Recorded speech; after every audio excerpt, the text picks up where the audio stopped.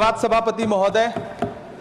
कभी सुदामा पांडे धूमिल जी ने कहा था कि एक आदमी रोटी बेलता है, एक आदमी रोटी खाता है, एक तीसरा आदमी भी है जो न रोटी बेलता है न रोटी खाता है, वो सिर्फ रोटी से खेलता है। वो तीसरा आदमी कौन है? मेरे देश की संसद मौन है। सभापति महोदय, वो भी क्या दिन थे जब संसद में देश का बजट पेश होता था तो देश की सड़कें ठहर जाया करती थीं। रेल बजट पेश होता था तो लोगों की उम्मीदें रेल के डिब्बों की तरह पटरियों पर दौड़ने लगती थीं।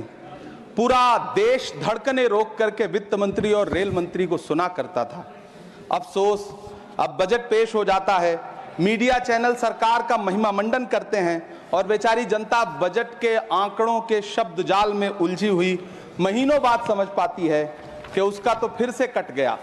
सभापति महोदय, पिछले 2 साल अमृतकालीन बजट पेश किए गए और इस बार एक नई शब्दावली गढ़ी गई है, तुष्टीकरण बनाम संतुष्टीकरण का बजट। सभापति महोदय, सुनने में कितना अलंकारिक लगता है ये शब्द। सोच रहा हूं देश की वित्त मंत्री और प्रधानमंत्री जी से पूछूं कि आखिर किसकी संतुष्टि?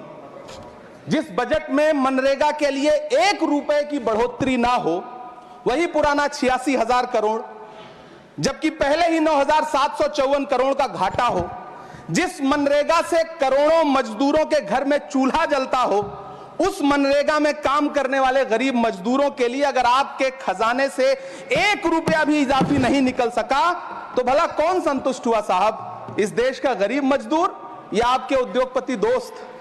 वो जो महाराष्ट्र में लोकसभा और विधानसभा के बीच में 40 लाख मतदाता बढ़ाए गए थे, अरे उन्हीं के लिए मनरेगा का थोड़ा सा बजट बढ़ा देते।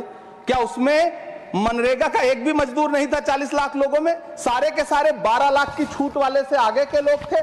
सभापति महोदय, कल जब वित्त मंत्री जी देश की संसद में भाषण दे रही थी तो वहां मुंबई में कोई गरीब इंसान जब अपनी जेब टटोल करके अपनी मोटरसाइकिल में 1 लीटर पेट्रोल भरवा रहा था तो उस पेट्रोल की कीमत थी 103 रुपया प्रति लीटर। आखिर इतना महंगा पेट्रोल डीजल खरीद के कौन संतुष्ट हो रहा है? इस देश के गरीब लोग या फिर सरकार के चहेते धन्ना सेठ? सभापति महोदय, वित्त मंत्री जी इस बजट को मध्यम वर्ग को संतुष्ट करने वाला बजट बता रही हैं।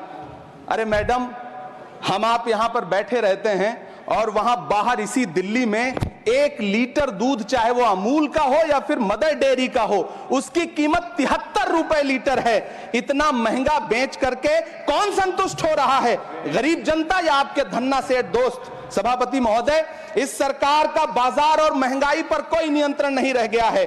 चाहे देश में लहसुन 400 रुपए किलो बिक जाए, टमाटर 100 रुपए किलो बिक जाए, प्याज का दाम सुनकर आंखों में आंसू आ जाए, लेकिन वित्त मंत्री महोदया बजट में महंगाई का मां भी नहीं बोलती हैं।